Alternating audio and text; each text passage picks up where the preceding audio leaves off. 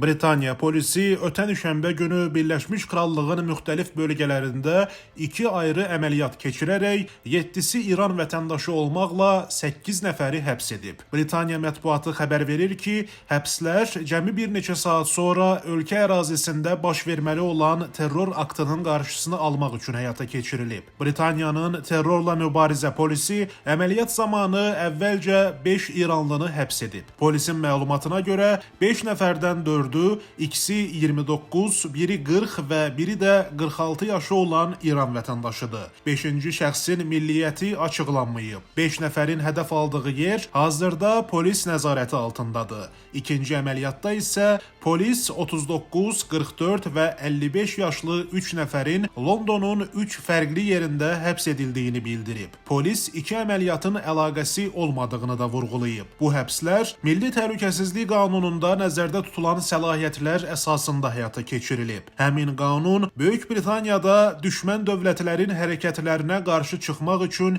2023-cü ildən qüvvədədir. Qanun məmurlara şəxsləri xarici güc tərəfindən təhdidamiz fəaliyyətdə iştirak etməkdə şübhəli olduqları halda saxlamağa icazə verir. The Telegraph əvvəlcə xəbər verib ki, Londonda sinaqoqun və ya Yahudi icmasına aid başqa bir yerin bu terror hücumunun hədəfi olması ilə bağlı fərziyyələr artıb. Daha sonra The Times və The Guardian kimi nəşrlər öz mənbələrinə istinadən məlumat veriblər ki, həbs olunan şəxslər İsrailin Londondakı səfirliyinə hücum etməyi planlaşdırırmışlar. Bu məlumat rəsmi orqanlar tərəfindən hələlik nə təsdiq, nə də təkzib olunub. Britaniyanın Daxili İşlər naziri Yvette Cooper bu əməliyyatı Britaniyada son illərdə həyata keçirilən ən böyük antiterror əməliyyatlarından biri kimi qiymətləndirib. Xanım Cooper bu terror əməliyyatlarının İran İslam Respublikası hökuməti ilə mümkün əlaqəsi ilə bağlı sualın cavabında deyib. Bu iki əməliyyat çox əhəmiyyətlidir və hər iki halda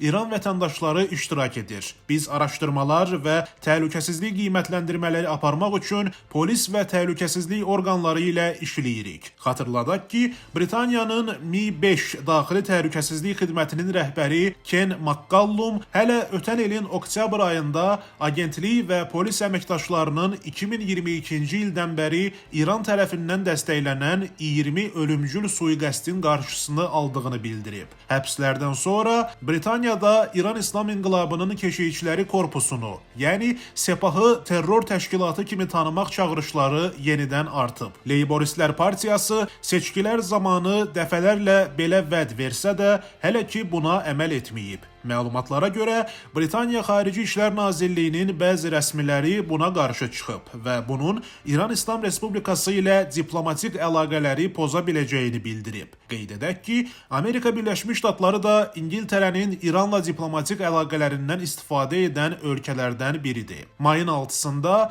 Britaniya Daxili İşlər Nazirinin müavini Dan Jarvis parlamentin İcmalar Palatasında çıxış edərək son antiterror əməliyyatları zamanı bir neçə İran vətəndaşının həbs edilməsindən danışıb və bildirib ki, Tehran son illərdə Britaniya ərazisində bir neçə təhlükəli planın arxasında dayanıb. O əlavə edib ki, saxlanılan 5 İran vətəndaşı terror əməliyyatları hazırlamaqda, daha 3 nəfər isə Milli Təhlükəsizlik Qanunu çərçivəsində fəaliyyət göstərməkdə şübhəli bilinərək həbs edilib. Britaniya rəsmisi İranın proksi şəbəkələr vasitəsilə Avropada zorakılıq aktları həyata keçirməyə çalışdığını vurğulayıb və bu baxımdan İngiltərənin İrana bağlı olduğu bildirilən Foxtrot adlı şəbəkəyə sanksiya tətbiq etdiyini söyləyib. Rəsmi Tehran həmişə olduğu kimi həbslərlə bağlı ittihamları rədd edib. İran Xarici İşlər Nazirinin köməkçisi və Nazirliyin Qərbi Avropa İdarəsinin rəisi Əlrıza Yusifi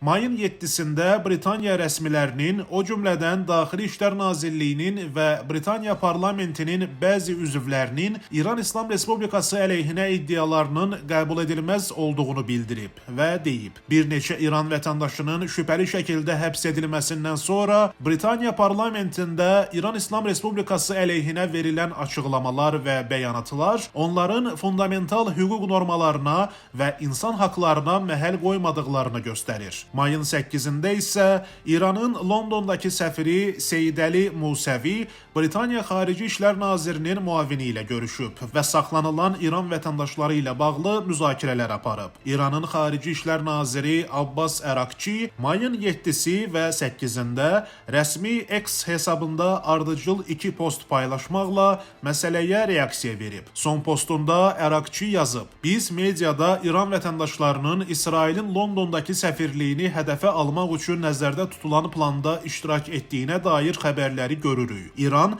hər hansı bir şəkildə bu cür hərəkətlərdə iştirakını qətiyyətlə rədd edir və müvafiq diplomatik kanallar vasitəsilə bizə heç bir iddia barədə məlumat verilmədiyini təsdiqləyir." Nazir onu da əlavə edib ki, İran həqiqətən nə baş verdiyini aydınlaşdırmaq üçün araşdırmalarda iştirak etməyə hazırdır və Britaniya rəsmilərindən həbs olunmuş İran vətəndaşlarına lazımi hüquqi prosedurun təmin olunmasını tələb edir. Əlbəttə, İran hakimiyyətinin müxtəlif dolaşıq sxemlərlə xarici ölkələrdə terror aktları planlaşdırması və həyata keçirməsi yenilik deyildir. Bu əməliyyatlar haqqında ətraflı danışmaq istəsək, böyük bir dastan alınar. Amma iş orasındadır ki, Londonda planlaşdırılan terror aktları Tehran Qərblə danışıqlar apardığı və özünü dialoq tərəfdarı kimi qələmə verdiyi bir zamanda baş verir. Görünür, İran rejimi məşhur Fars məsəlində deyildiyi kimi vərdişi tərk etməyin xəstəliyə səbəb olacağına inandığı üçün